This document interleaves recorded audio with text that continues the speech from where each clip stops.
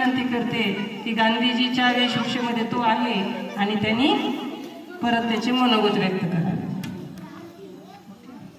जीवन जगले देशासाठी, देशच होता त्यांचा प्राण.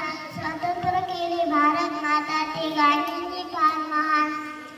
सन्माननीय व्यासपीठ, गुरुजन आणि माझ्या मित्रमैत्रिणींनो, मी प्रतीक, सर्वांना माझा नमस्कार. आज मी आपल्या समोर महात्मा गांधी यांच्या विषयी बोलणार आहे. महात्मा गांधीला आपण सर्व राष्ट्रपिता म्हणून ओळखायचो. महात्मा गांधींचे पूर्ण नाव मोहनदास करमचंद असे होते. महात्मा गांधींचा जन्म 2 ऑक्टोबर 1869 रोजी गुजरात येथील पोरबंदर येथे झाला. खूप छान प्रतीकने छान त्याचं मनोगत व्यक्त केलं आणि त्याची वेशभूषा पण छान होती.